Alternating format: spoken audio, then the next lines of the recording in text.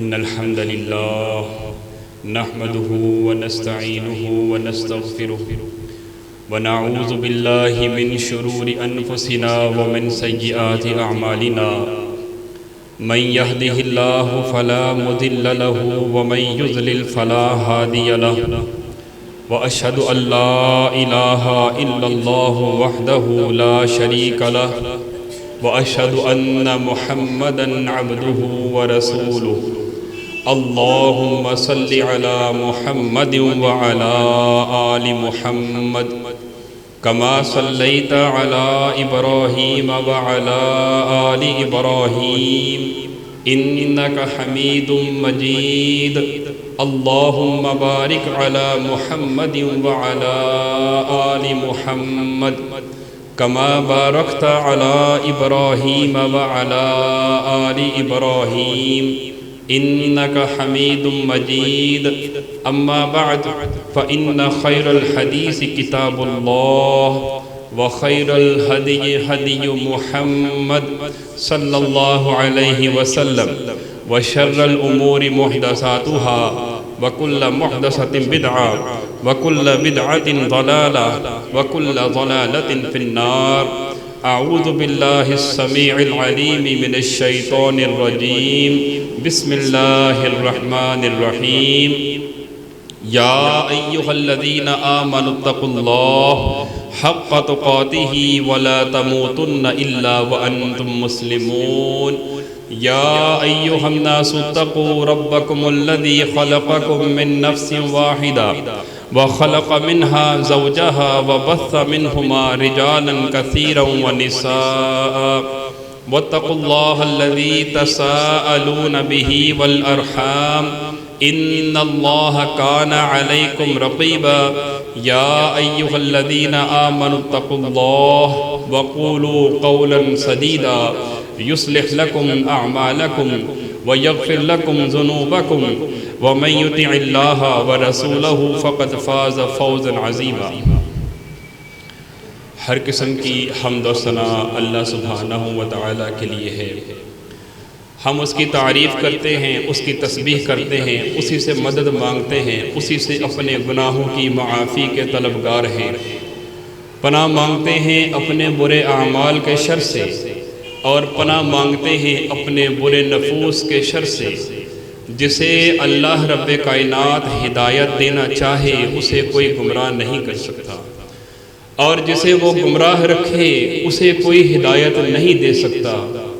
سب سے بہترین بات اللہ سبحانہ و تعالیٰ کی ہے، اور سب سے بہترین رہنمائی آقا دو جہاں امام الانبیاء رحمت للعالمین محمد الرسول اللہ صلی اللہ علیہ وسلم کی ہے۔ دین میں ہر نیا کام بدعت ہے، ہر بدعت گمراہی ہے، اور ہر گمراہی کا ٹھکانہ جہنم ہے۔ زندگی کے اندر ہر انسان آزمائش اور امتحانات سے دوچار رہتا ہے، امیر ہو یا غریب، بڑا ہو یا چھوٹا، مرد ہو یا عورت، زندگی کے اندر ہر انسان آزمائش اور امتحانات سے گزرتا ہے۔ بلکہ اللہ سبحانہ و تعالی نے انسان کی پیدائش کا ایک مقصد یہ بھی بیان کیا ہے، الذی خلق الموت والحیات لیبلوکم ایکم احسن عملا۔ اللہ نے تمہاری پیدائش اور تم لوگوں کو اس لیے پیدا کیا، لیبلوکم ایکم احسن عملا، تاکہ وہ دیکھے تم میں سے کون انسان اچھے اعمال انجام دیتا ہے اور کون اپنی زندگی کے اندر برے کام کرتا ہے۔ صحابہ کرام رضوان اللہ علیہم اجمعین فرماتے ہیں، ایک دن رسول اللہ صلی اللہ علیہ وسلم ہمارے درمیان میں تشریف فرما تھے۔ آپ نے زمین پر ایک مربع خط کھینچا، اس کے درمیان میں ایک لکیر کو کھینچتے ہوئے اس مربع خط سے باہر لے گئے، اطراف میں چند چھوٹی چھوٹی لکیروں کو کھینچا، پھر آپ نے فرمایا یہ جو لمبی لکیر ہے جو اس مربع خط سے باہر کی طرف جا رہی ہے، فرمایا یہ انسان کی امنگیں ہیں، انسان کی امیدیں ہیں، انسان کی تمنائیں ہیں، انسان کی آرزویں ہیں، انسان کی خواہشات ہیں، اور یہ مربع خط یہ انسان کی موت ہے، موت جس نے ہر طرف سے انسان کو گھیر رکھا ہے۔ لیکن یہ لکیر امنگوں کی، یہ لکیر تمناؤں کی، یہ آرزویں انسان کی زندگی سے بھی زیادہ ہیں کہ انسان کی زندگی تو ختم ہو سکتی ہے لیکن انسان کی تمنائیں اور خواہشات کبھی بھی ختم نہیں ہو سکتی۔ اور اطراف میں یہ جو چھوٹی چھوٹی لکیریں ہیں، فرمایا یہ انسان پر آنے والی آزمائشیں ہیں، مصیبتیں ہیں، امتحانات ہیں۔ ایک مصیبت سے نکلتا ہے تو دوسری کے اندر گرفتار ہو جاتا ہے، دوسری آزمائش سے نکلتا ہے تو تیسری آزمائش میں گرفتار ہو جاتا ہے۔ ایک صحابی نے اپنے پاک پیغمبر محمد الرسول اللہ صلی اللہ علیہ وسلم سے پوچھا، اے اللہ کے نبی بتائیں آزمائشوں کے اندر سب سے بڑی آزمائش کن لوگوں کی ہوتی ہے، سب سے کڑی آزمائش کن لوگوں کی ہوتی ہے؟ تو رسول اللہ صلی اللہ علیہ وسلم نے فرمایا، سن لو، آزمائشوں میں، امتحانات میں، مصیبتوں میں سب سے بڑی آزمائش انبیاء کی ہوتی ہے، کیونکہ وہ ایمان کے اندر بڑے مضبوط ہوتے ہیں۔ پھر اس کے بعد درجہ بدرجہ لوگوں کی امتحانات اور لوگوں کے آزمائشیں ان کے ایمان کے مطابق آتی ہیں۔ اور یاد رکھیں یہ آزمائشیں، یہ امتحانات لوگوں پر تین میں سے ایک وجہ پر آتے ہیں۔ ضروری نہیں کہ انسان پر آزمائش آئے تو اس کے لیے بہت بڑی مصیبت ہے۔ فرمایا سب سے پہلے نمبر پر انسان پر آزمائش اگر آ گئی ہے، زندگی کے اندر وہ کسی مصیبت کے اندر گرفتار ہو گیا ہے، فرمایا کہ یہ انسان کی مغفرت کے لیے آتی ہے، انسان کی مغفرت کے لیے۔ رسول اللہ صلی اللہ علیہ وسلم نے ارشاد فرمایا لا یزال البلاء بالمؤمن ولا بالمؤمنۃ فی نفسہ ومالہ وولدہ، ہمیشہ انسان مصیبتوں کے اندر گرفتار رہتا ہے، ساری زندگی آزمائشوں میں گزرتی ہے، ساری زندگی امتحانات میں گزرتی ہے۔ کبھی اپنی جان کے بارے میں آزمائش ہے، کبھی بیماری آ گئی ہے، وَنَفْسِهِ وَمَالِهِ، کبھی کاروبار کے متعلق آزمائش ہے، کبھی کاروبار کے متعلق انسان پر مصیبت ہے، وَوَلَدِهِ، انسان کی اولاد کے متعلق بھی اللہ اسے دنیا کے اندر آزمائتا رہتا ہے۔ ہمیشہ ساری عمر انسان کی آزمائشوں میں گزر جاتی ہے، حتیٰ یلق اللہ، آزمائشیں ختم نہیں ہوتی، انسان کی زندگی ختم ہو جاتی ہے، حتیٰ یلق اللہ، ایک وقت آتا ہے کہ وہ اپنے اللہ سے جا ملتا ہے۔ لیکن ان آزمائشوں پر صبر کرنے کی وجہ سے وما علیہ من خطیئتی، اپنے اللہ سے اس حال میں ملاقات کرتا ہے کہ اس کے ذمے کوئی گناہ باقی نہیں رہتا، اللہ سارے گناہوں کو معاف کر دیتا ہے۔ اور یہ آزمائش انسان کی درجات کو بلند کرنے کے لیے بھی آتی ہے۔ یہ مصیبتیں جو زندگی میں آئیں یہ انسان کے درجات کو بلند کرنے کے لیے بھی آتی ہے۔ رسول اللہ صلی اللہ علیہ وسلم نے فرمایا ان الرجل لتکون له عند اللہ منزلہ، اللہ سبحانہ وتعالی کسی اپنے مومن بندے کو جنت کے اندر اعلیٰ مقام دینا چاہتے ہیں، لیکن جب اس کے اعمال کی طرف دیکھا جاتا ہے تو اس کے اعمال اس قابل نہیں ہوتے کہ جنت کے اندر اسے کوئی بڑا درجہ دیا جائے، جنت کے اندر اسے اعلیٰ مقام دیا جائے۔ اب اس اعلیٰ مقام پر پہنچانے کے لیے اللہ سبحانہ وتعالی دنیا کے اندر اسے کسی آزمائش میں مبتلا کر دیتے ہیں، دنیا کے اندر کسی مصیبت میں مبتلا کر دیتے ہیں۔ اس مصیبت پر وہ صبر کرتا ہے، اپنے اللہ کی رضا کی خاطر اس آزمائش پر صبر کرتا ہے، اس صبر کرنے کی وجہ سے اللہ سبحانہ وتعالی جنت کے اندر اس کے درجات کو بلند کر دیتے ہیں۔ اور رسول اللہ صلی اللہ علیہ وسلم نے فرمایا عجیب المؤمن لا یقضی اللہ، مومن کا معاملہ بڑا عجیب ہے، مومن کا معاملہ بڑا عجیب ہے کہ اللہ سبحانہ وتعالی زندگی کے اندر مومن کے بارے میں جو فیصلہ کرتے ہیں وہی اس کے لیے بہتر ہوتا ہے۔ بظاہر کچھ حالات اور کچھ واقعات ہماری زندگی کے اندر ایسے ہوتے ہیں جو محسوس ہوتا ہے کہ یہ ہمارے اوپر عذاب ہے یا محسوس ہوتا ہے ہمارے لیے بہت بڑی آزمائش ہے، لیکن فرمایا کوئی بھی حالات ہو، کوئی بھی آزمائش ہو، انسان پر کوئی بھی مصیبت آئے، فرمایا اللہ سبحانہ وتعالیٰ کا مومن بندہ، اللہ سبحانہ وتعالیٰ اس کے بارے میں کوئی بھی فیصلہ کر دیں وہ اس مومن کے لیے بہتر ہوتا ہے۔ اس لیے کہا جاتا ہے کہ جو اللہ نے کر دیا اسی میں بہتری تھی، جو اللہ نے حالات پیدا کر رکھے ہیں اسی میں بہتری ہوگی، صرف نیت اچھی ہونی چاہیے، نیت اللہ کی رضا ہونی چاہیے، نیت اللہ کی تقدیر پر ایمان ہونا چاہیے۔ جس شخص کا اللہ کی تقدیر پر ایمان ہوگا، اللہ کی رضا پر ایمان ہوگا، کوئی بھی حالات ہو، مومن کے لیے انہی حالات کے اندر خیر رکھ دی جاتی ہے۔ مومن کا معاملہ ہی بڑا عجیب ہے۔ اور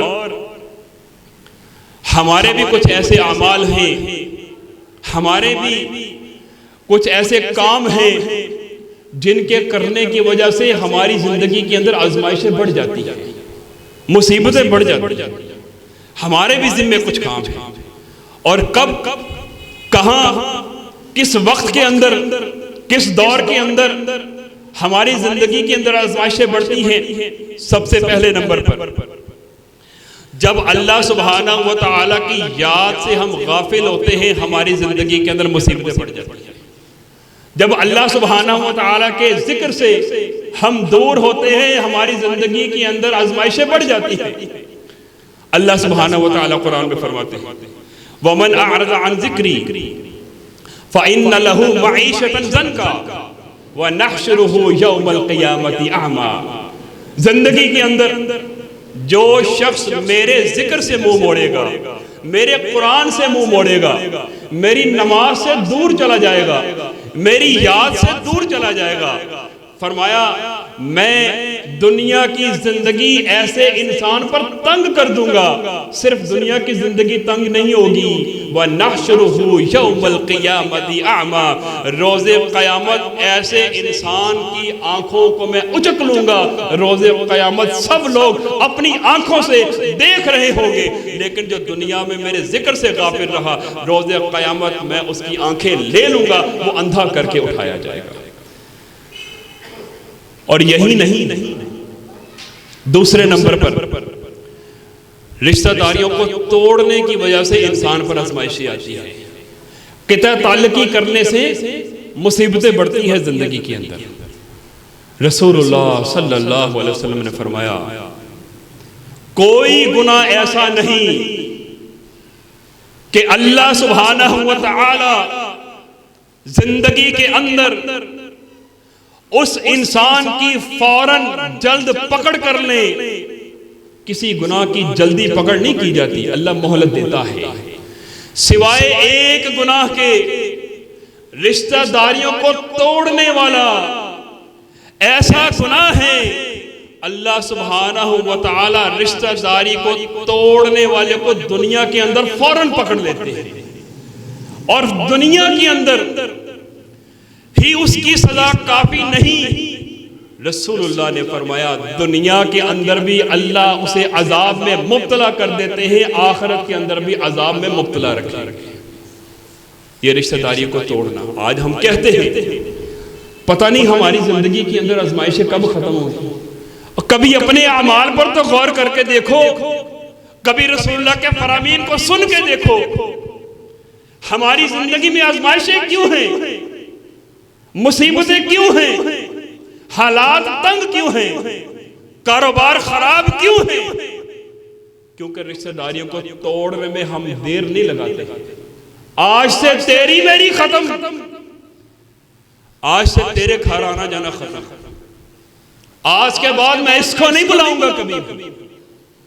رسول اللہ صلی اللہ علیہ وسلم نے فرمایا ہر پیر اور جمعرات کو اللہ سبحانہ وتعالی مغفرت کے دروازوں کو کھول دیتے ہیں، مغفرت کے دروازوں کو، سوائے ان دو لوگوں کے دنیا میں ہر انسان کی بخشش اور مغفرت کر دی جاتی ہے، سوائے ان دو لوگوں کے جو آپس میں کسی وجہ سے ناراض ہوتے ہیں، آپس میں رنجش ہوتی ہے، دل کے اندر خلش موجود ہے، دو ناراض ہونے والوں کی بخشش نہیں کی جاتی، باقی دنیا کے ہر انسان کی بخشش کر دی جاتی ہے۔ تیسرے نمبر پر ہماری زندگی میں آزمائش کیوں آتی ہے؟ ہم کسی پر ظلم کر بیٹھتے ہیں، ہم کسی کا دل توڑ دیتے ہیں، ہم کسی کی زندگی کو تنگ کر دیتے ہیں، ہم کسی کے دل پر گھاؤ لگا دیتے ہیں، ہم کسی کی روح کو زخمی کر دیتے ہیں۔ جسم کے زخم تو بھر سکتے ہیں، لیکن جو گھاؤ انسان کے دل پر لگا دیا جائے وہ ساری عمر نہیں بھرتا ہے۔ رسول اللہ صلی اللہ علیہ وسلم نے فرمایا وَاتَّقِي دَعْوَةَ الْمَظْلُومِ، مظلوم کی بد دعا سے بچ کر رہنا۔ فَإِنَّهُ لَيْسَ مِنْهُ لَيْسَ بَيْنَهُ وَبَيْنَ اللَّهِ حِجَابٌ، جب مظلوم کی آہ اٹھتی ہے، جب مظلوم بد دعا دیتا ہے، اللہ کے اور اس مظلوم کے درمیان میں کوئی پردہ حائل نہیں رہتا ہے۔ وَاتَّقِي دَعْوَةَ الْمَظْلُومِ، مظلوم کی بد دعا سے بچ کر رہنا، کسی پر ظلم نہ کرنا، کسی کا دل نہ توڑ دینا، کسی کا مال نہ کھا لینا، کسی کو تکلیف نہ پہنچانا۔ جب وہ بولا اپنے اللہ سے براہ راست بات کرے گا، اور اللہ ایسے انسان کی براہ راست بات کو سنتا ہے۔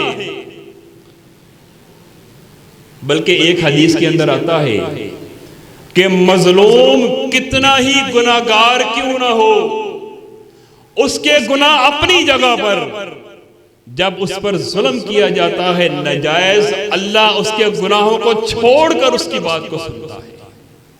وَاتَّقِي دَعْوَةَ الْمَظْلُومِ، کسی کا بھی دل نہیں توڑنا ہے۔ اور چوتھے نمبر پر ہماری زندگی کے اندر آزمائش آتی ہے۔ آج ہم میں سے ہر شخص حالات کا شکار ہے، اور ہمارا جی چاہتا ہے کوئی ایسا کام کرے کہ آج کی رات گزرے اور صبح ہی صبح ہم امیر بن جائیں، صبح ہی صبح ساری دنیا کی دولت ہمارے قدموں میں آ جائے۔ کوئی ایسا کام، کوئی انٹرنیٹ کے اندر کام تلاش کرے، کوئی آن لائن کام ایسا کرے کہ راتوں رات امیر بن جائے، کوئی لاٹری نکل آئے، کہیں سے کوئی پیسوں کی گٹھری مل جائے، کہیں سے کوئی خزانہ مل جائے، محنت نہ کرنی پڑے، بس خواب دیکھیں کہ راتوں رات امیر بن جائیں اور دنیا کے ایک نمبر کے امیر بن جائیں، ساری زندگی کی دولت ہمارے پاس آ جائے۔ ایک یہ خواہش جو ہمارے دلوں کے اندر آ گئی ہے، یہی ہمارے زندگی کے اندر آزمائشوں اور مصیبتوں کا باعث بنتی ہے۔ سب کچھ گھر کے اندر موجود ہونے کے باوجود ہماری خواہش نہیں ختم ہوتی ہے۔ اللہ سبحانہ وتعالی فرماتے ہیں الہاکم التکاثر حتی زرتم المقابر، کثرت، دولت، حرص، ساری دنیا سے بڑھ کر امیر ہونے کی خواہش نے تمہیں ہلاک کر دیا ہے۔ ساری زندگی پیسے کے پیچھے بھاگتے رہتے ہو، حتیٰ زرتم المقابر، بھاگتے بھاگتے اگر کہیں گرتے ہو تو وہ قبر ہوتی ہے جو انسان کا آخری ٹھکانہ۔ حتیٰ زرتم المقابر، حتیٰ کہ تم نے قبریں جہاں دیکھی ہیں، زندگی کے اندر دولت تلاش کرتے کرتے ایک وقت آیا کہ قبر کے اندر پہنچ گئے۔ رسول اللہ صلی اللہ علیہ وسلم نے فرمایا من اصبح منکم آمنا فی سربہ معافا فی جسدہ عندہ قوت یومہ، جو شخص صبح آنکھ کھولتا ہے اپنے بستر کے اوپر، وہ دیکھتا ہے آج مجھے کسی دشمن کا خوف نہیں ہے، اپنی اس جسم کو دیکھتا ہے میرے جسم کے اندر صحت موجود ہے، اپنے گھر کو دیکھتا ہے میرے گھر کے اندر ایک دن اور رات کا کھانا موجود ہے، فَكَأَنَّمَا حِيزَتْ لَهُ الدُّنْيَا، فرمایا یہ انسان دنیا کا امیر ترین انسان ہے۔ کون سا؟ جس کے گھر کے اندر ایک دن رات کا کھانا موجود ہے، ایک دن رات کا کھانا، اور فرمانے والے کون ہیں؟ آقا دو جہاں محمد رسول اللہ صلی اللہ علیہ وسلم۔ ایک دن رات کا کھانا میرا نہیں خیال کسی گھر میں موجود نہ ہو۔ کل کا تو پتہ نہیں زندگی رہے یا نہ رہے، فرمایا آج کا کھانا موجود ہے، تم دنیا کے امیر ترین انسان ہو۔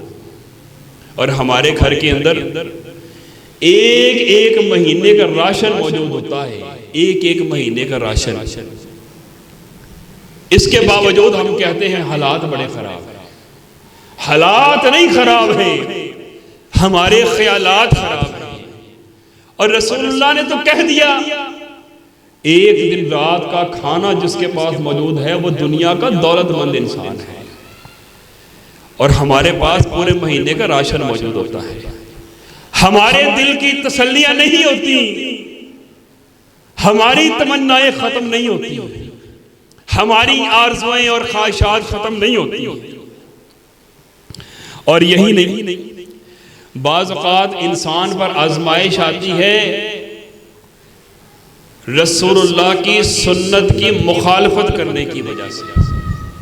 رسول اللہ نے کچھ فرمایا ہے، ہمارا عمل کچھ اور ہوتا ہے۔ اللہ سبحانہ وتعالی فرماتے ہیں فَلْيَحْذَرِ الَّذِينَ يُخَالِفُونَ عَنْ أَمْرِهِ أَن تُصِيبَهُمْ فِتْنَةٌ أَوْ يُصِيبَهُمْ عَذَابٌ أَلِيمٌ۔ وہ لوگ جو رسول اللہ صلی اللہ علیہ وسلم کی سنت کی مخالفت کرتے ہیں، انہیں اس بات سے ڈر جانا چاہیے کہیں آسمان سے ان پر کوئی مصیبت نہ نازل ہو جائے۔ رسول اللہ کے سامنے ایک شخص اپنے بائیں ہاتھ سے کھانا کھا رہا تھا، الٹے ہاتھ سے کھانا کھا رہا تھا۔ آپ نے دیکھا، فرمایا کل بھی یمینک، اے بندے اپنے دائیں ہاتھ سے کھانا کھا۔ کہنے لگا لا استطیع، دائیں ہاتھ سے مجھ سے نہیں کھایا جاتا، میرے اندر اتنی طاقت نہیں ہے میں دائیں ہاتھ سے کھانا کھاؤں۔ اندازہ لگائیں کس سوچ کا مالک ہوگا، اور کہنے والے ہیں محمد رسول اللہ صلی اللہ علیہ وسلم۔ فرمایا کل بھی یمین، اے بندے اپنے دائیں ہاتھ سے کھانا کھا۔ کہتا ہے لا استطیع، میرے ہاتھ میں اتنی طاقت نہیں ہے کہ میں اپنے دائیں ہاتھ سے کھانا کھاؤں۔ تو رسول اللہ نے فرما دیا لستطعت، تیرے ہاتھ کے اندر آئندہ سے طاقت رہنی بھی نہیں ہے۔ تو صحابہ کرام رضوان اللہ علیہم اجمعین فرماتے ہیں اس کے بعد ہم نے اس شخص کے دائیں ہاتھ کو دیکھا، اس کا دایاں ہاتھ ہمیشہ کے لیے سوکھ گیا، وہ کبھی اپنے دائیں ہاتھ کو اپنے منہ تک نہیں لے جا سکا۔ کیوں؟ رسول اللہ صلی اللہ علیہ وسلم کی سنت کی مخالفت کی، رسول اللہ کے فرمان کی مخالفت کی، ایک فرمان کی مخالفت کی۔ اور ہم اپنی زندگی میں رسول اللہ کے کتنے فرامین کی مخالفت کرتے ہیں، پھر ہم کہتے ہیں ہماری زندگی کے اندر مصیبتیں نہیں ختم ہو رہی، ہمارے حالات ہی درست نہیں ہو رہے۔ حضرت عمر رضی اللہ تعالی عنہ جب امیر المومنین تھے، ایک مرتبہ مدینے کے بازار سے گزر رہے، راستے میں غلہ دیکھا، اناج کا ڈھیر دیکھا، پوچھا یہ کس کا ہے؟ بتایا گیا یہ اناج کا اتنا بڑا ڈھیر ایک حضرت عثمان کے آزاد کردہ غلام ہیں اور دوسرا آپ کے آزاد کردہ غلام ہے۔ آپ نے فرمایا بارک اللہ فی، اللہ سبحانہ وتعالی اس ڈھیر اس غلے اناج کے اندر برکتیں عطا فرمائے۔ کچھ لوگوں نے بتایا امیر المومنین یہ اناج ذخیرہ کر لیا گیا ہے، لوگوں کو اس کی ضرورت ہے، ضرورت کے باوجود یہ اناج روک لیا گیا ہے، سٹاک کر لیا گیا ہے، ذخیرہ کر لیا گیا ہے، ہمیں نہیں دیا جا رہا، ہمیں بیچا بھی نہیں جا رہا۔ حضرت عمر نے کہا بلاؤ ان دونوں کو جو اس کے مالک ہیں۔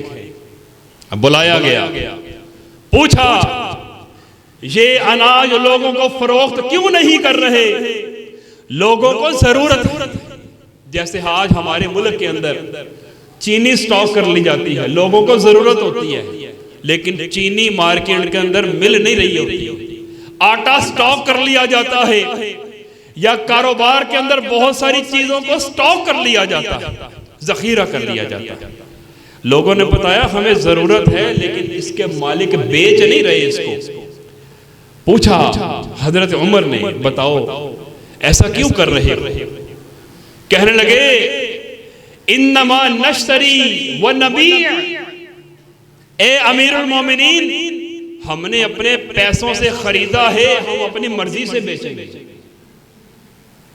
تو حضرت عمر رضی اللہ تعالیٰ عنہ نے فرمایا میں نے خود رسول اللہ صلی اللہ علیہ وسلم سے سنا ہے کہ جو شخص اناج کو ذخیرہ کرے اس حال میں کہ لوگوں کو اس اناج کی ضرورت ہو، وہ پھر بھی روک لیتا ہے، اللہ سبحانہ وتعالی ایسے شخص پر افلاس، غربت یا کوڑ کی بیماری کو مسلط کر دے گا۔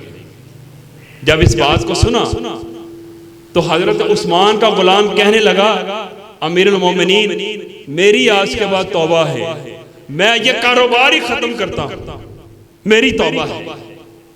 اور حضرت عمر کا غلام کہنے لگا انما نشتری ونبیع، ہم نے اپنے پیسوں سے خریدا ہے، ہم اپنی مرضی سے بیچیں گے۔ روایات کے اندر آتا ہے دیکھنے والوں نے دیکھا کہ وہ جس نے رسول اللہ کے فرمان کی مخالفت کی تھی، کہا گیا اخیر ہم نے دیکھا کہ اپنی زندگی کے آخری ایام کوڑ کی بیماری میں گزار رہا تھا،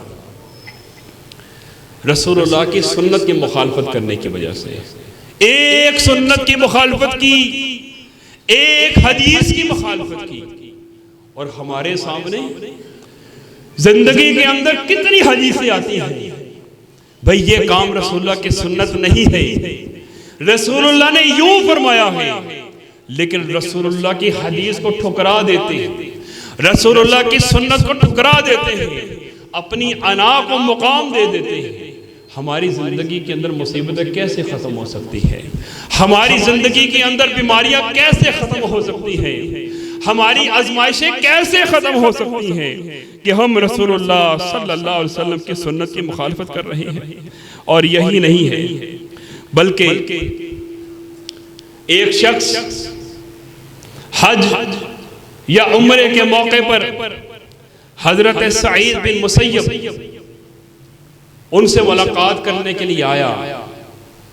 حضرت سعید بن مسیب نے دیکھا کہ وہ شخص مسجد کے اندر جب اذان دی گئی، اذان مکمل ہو جانے کے بعد وہ مسجد سے نکل کر چلا گیا۔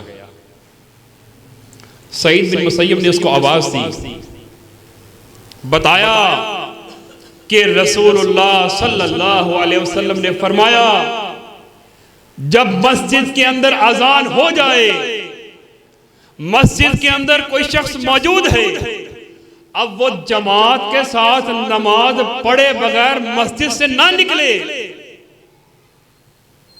اذان کے بعد اگر کوئی شخص نماز پڑھے بغیر مسجد سے نکلتا ہے تو رسول اللہ صلی اللہ علیہ وسلم نے فرمایا ایسا شخص منافق ہے۔ ہاں ایک رخصت دی ہے کہ اگر وہ چلا گیا کسی کام سے لیکن جماعت کھڑی ہونے سے پہلے پہنچ گیا، پھر وہ منافقین میں شامل نہیں ہے، لیکن نماز کو چھوڑ کر چلا گیا، فرمایا ایسا شخص منافق ہے۔ وہ شخص کہنے لگا حضرت صاحب مجھے ضروری کام ہے، مجھے بہت ضروری کام ہے، میرے کچھ ساتھی میرا انتظار کر رہے ہیں۔ جماعت کے ساتھ نماز پڑھے بغیر نکل گیا، اور کچھ دیر کے بعد سعید بن مسیب کو یہ خبر ملی کہ وہ اپنی سواری سے گرا ہے اور اس کی ران کی ہڈی ٹوٹ گئی ہے۔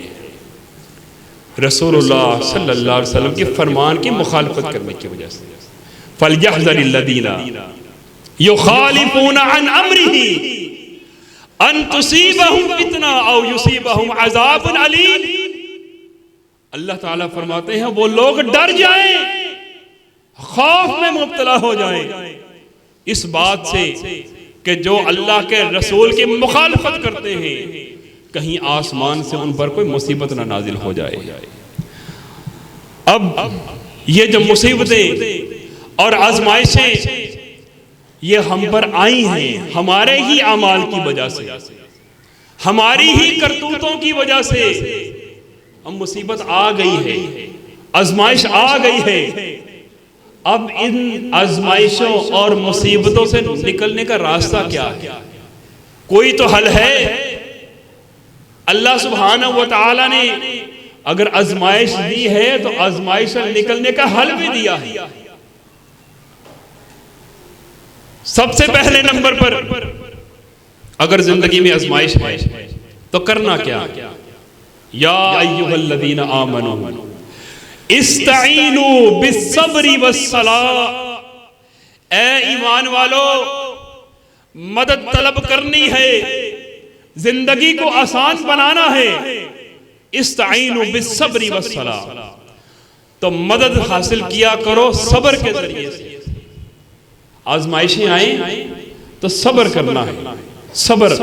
رسول اللہ صلی اللہ علیہ وسلم نے فرمایا ایمان لانے کے بعد اللہ سبحانہ وتعالی کی طرف سے اگر کسی مومن کو سب سے بڑی صفت اور خوبی دی گئی ہے تو وہ صبر کی خوبی ہے۔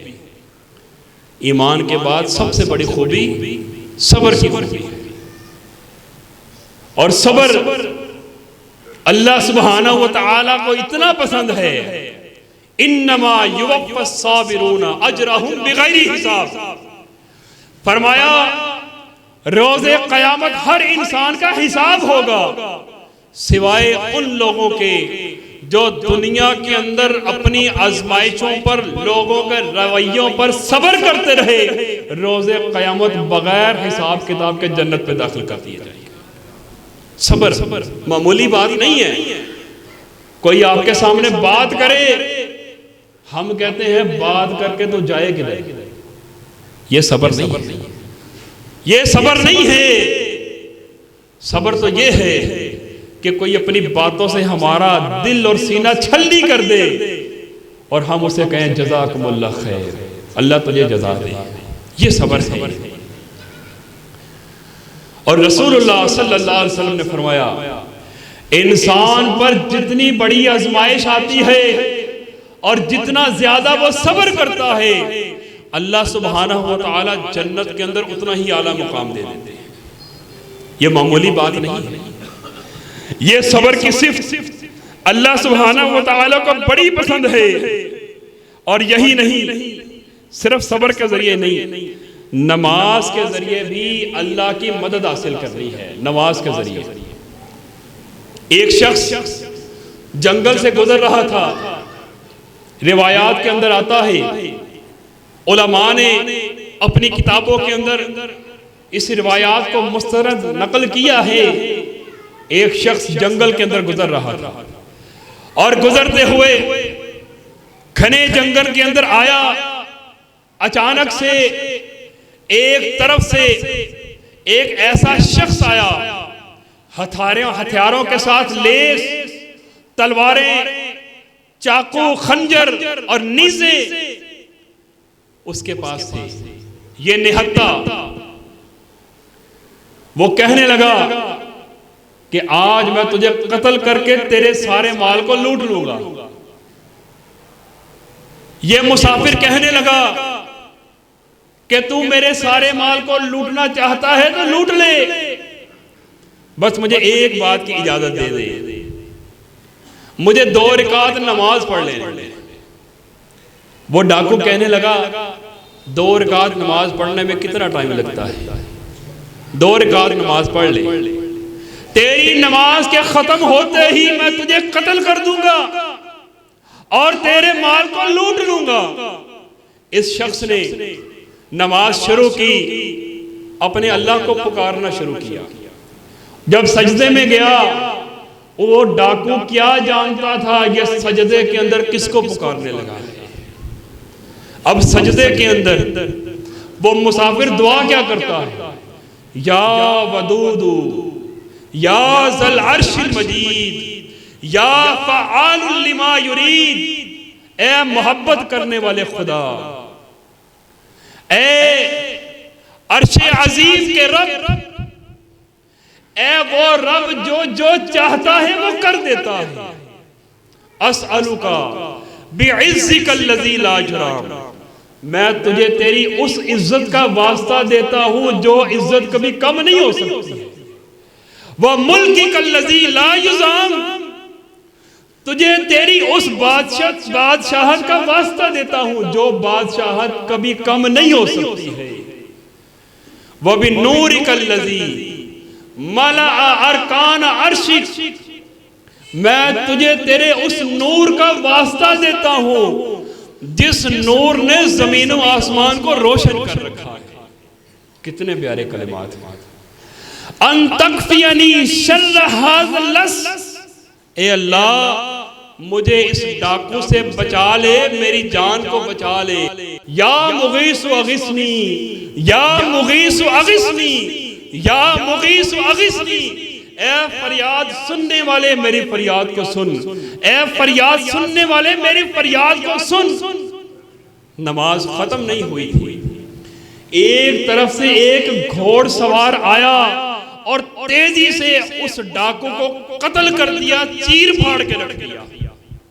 سلام پھیرنے کے بعد یہ مسافر کہنے لگا، اے اللہ کے بندے تو کون ہے؟ اس جنگل کے اندر میری مدد کرنے کے لیے پہنچا، میری جان کو بچا لیا۔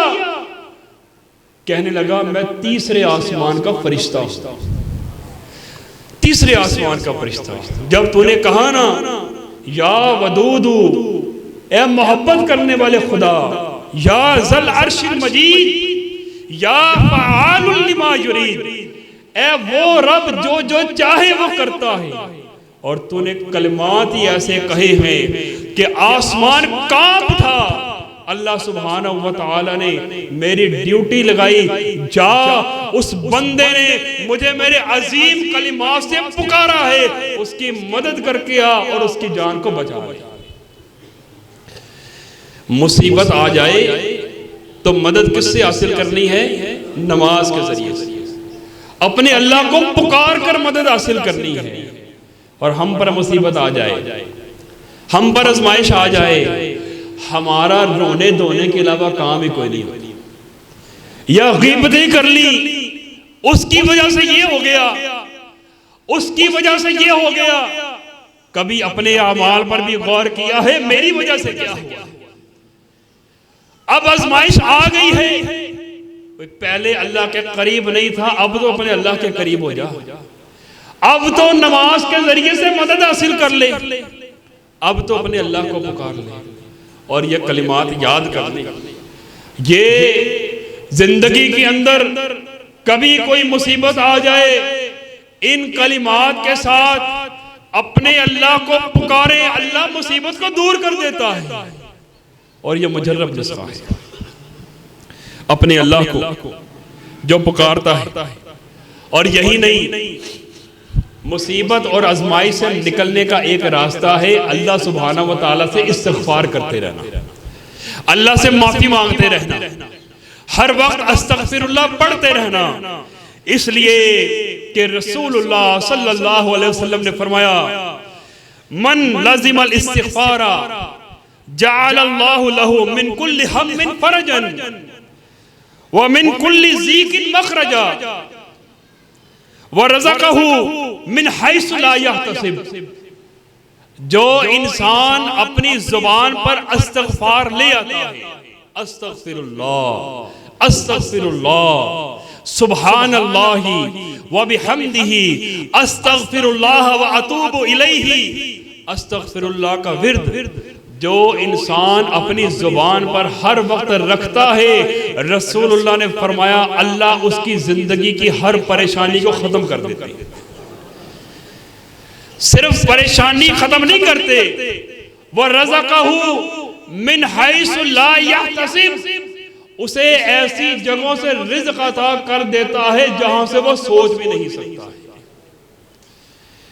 آج ہماری زندگی کی سب سے بڑے پریشانی تو رزق ہے نا، کہ رزق کہاں سے آئے گا۔ پلاننگ ہوتی ہے ہماری، بڑے منصوبے بناتے ہیں کہ کاروبار کو یوں چلائیں گے، یوں مینیجر رکھیں گے، ایسا سافٹ ویئر ہوگا، ایسا کمپیوٹرائز سسٹم ہوگا، میرا کاروبار چل جائے گا۔ کاروبار، سسٹم، منصوبے، پلاننگ یہ اپنی جگہ پر، حقیقت میں کاروبار چلتا ہے اللہ سبحانہ وتعالی سے لا لگانے سے، استغفار پڑھنے سے، اپنے گناہوں کی معافی مانگنے سے کاروبار چلتے ہیں۔ استغفار ہر وقت اپنے اوپر لازم کرنے، اور ایک صفت تقوی کی صفت، تقوی، متقی بن جانا، پرہیزگار بن جانا، یہ جس کے لیے اگر روزے شروع ہو رہے ہیں نا، یہی صفت تقوی کی صفت ہمارے اندر پیدا ہو جائے تو اللہ سبحانہ وتعالی فرماتے ہیں وَمَن يَتَّقِ اللَّهَ يَجْعَلْ لَهُ مَخْرَجًا، جو اپنے اندر تقوی کی صفت پیدا کر لیتا ہے اللہ تکلیفوں سے نکلنے کے راستے پیدا کر دیتا ہے۔ وَيَرْزُقْهُ مِنْ حَيْثُ لَا يَحْتَسِبُ وَمَن يَتَوَكَّلْ عَلَى اللَّهِ فَهُوَ حَسْبُهُ، جو اپنے اندر تقوی پیدا کرتا ہے اللہ مصیبتوں سے نجات دیتا ہے اور ایسی جگہوں سے رزق دیتا ہے جہاں سے وہ سوچ بھی نہیں سکتا۔ وَمَن يَتَوَكَّلْ عَلَى اللَّهِ فَهُوَ حَسْبُهُ، جو اپنے اللہ پر توکل اور بھروسہ کرتا رہتا ہے اللہ اس کی مشکلات کے لیے اکیلا ہی کافی ہو جاتا ہے۔ یہ مصیبت آزمائش یہ یوں ختم ہوتی ہے۔ اور آخری بات، مصیبتیں، آزمائشیں اللہ سبحانہ وتعالی کی راہ میں صدقہ کرنے سے بھی ختم ہو جاتی ہے۔ صدقہ کرنے سے، یہ جس مال کے کم ہو جانے کا خوف ہمارے دل کے اندر بیٹھ گیا ہے، یہ جس کاروبار کے اجڑنے کا خوف ہمارے دل کے اندر بیٹھ گیا ہے، رسول اللہ صلی اللہ علیہ وسلم نے ایک دن قسم کھا کر کہا، قسم کھا کر۔ اب رسول اللہ کو قسم کھانے کی ضرورت ہے؟ رسول اللہ کو قسم کھانے کی ضرورت نہیں ہے، لیکن بات کی اہمیت کو اجاگر کرنے کے لیے تاکیدی طور پر آپ نے اللہ کی قسم کھا کر کہا جو شخص اللہ کے راستے میں اپنے مال کو صدقہ کرتا رہتا ہے اللہ سبحانہ وتعالی اس کے مال کو کبھی کم نہیں کرتا، ہمیشہ بڑھاتا رہتا ہے۔ آج ہماری پلاننگ کے اندر سرمایہ، انویسٹمنٹ، مینجمنٹ، ہر چیز شامل ہوتی ہے، نہیں شامل ہوتا تو صدقہ شامل نہیں ہوتا ہماری پلاننگ کے اندر، کہ میں نے اپنے مال کے اندر سے اللہ کی راہ میں صدقہ کتنا دینا ہے، میں نے بھوکوں کو کھانا کتنا کھلانا ہے، یہ شامل نہیں ہوتا۔ میں نے مسجد کے اندر کتنے پیسے دینے ہیں، مسجد کے بل آ گئے، کسی کو فکر نہیں ہوتی ہے سوائے اللہ ماشاءاللہ چند لوگ ہوتے ہیں جو اللہ کا منتخب کردہ ہوتے ہیں، جو پورا مہینہ سوچتے ہیں مجھے اتنا منافع ہوگا اور اس میں سے میں مسجد میں اتنے ڈالوں گا، کہ مسجد کے اندر نمازیں بھی تو ادا کرنی ہے نا۔ یہ جو صدقہ ہے، یہ جو خیرات ہے، یہ جو فی سبیل اللہ کے راستے میں مال خرچ کرنا ہے، رسول اللہ نے قسم کھا کر کہا ایسے انسان کا مال اللہ کم نہیں کرتا، ہمیشہ بڑھتا چلا جاتا ہے۔ تو زندگی کے اندر آزمائشیں، مصیبتیں ختم ہوتی ہیں صدقہ کرنے سے، تقوی اختیار کرنے سے، استغفار پڑھنے سے، نماز پڑھنے سے، اور اللہ سبحانہ وتعالی کی رضا کے خاطر صبر کرنے سے۔ دعا ہے اللہ سبحانہ و تعالی صحیح معنوں میں ہمارے اندر اور ہماری زندگی کے اندر وہ اعمال پیدا کر دے کہ جن سے ہماری زندگی کی ساری پریشانیاں ختم ہو جائیں۔ اللہ سبحانہ و تعالی صحیح معنوں میں ہمیں نمازی بنا دے، ہمیں صابر بنا دے، اپنے راستے میں صدقہ کرنے والا بنا دے۔ اللہ سبحانہ و تعالی ہمارے دل سے طمع اور لالچ کو ختم فرما دے۔ یہی طمع اور لالچ زندگی کو خراب کر دیتا ہے، زندگی کو تباہ کر دیتا ہے۔ دعا ہے اللہ سبحانہ و تعالی ہم سب کو ایسے اعمال کرنے کی توفیق عطا فرمائے کہ اللہ سبحانہ و تعالی کی ذات ہم سے راضی ہو جائے۔ اقول قولی ھذا استغفر اللہ لی ولکم ولسائر المسلمین وآخر دعوانا ان الحمد للہ رب العالمین۔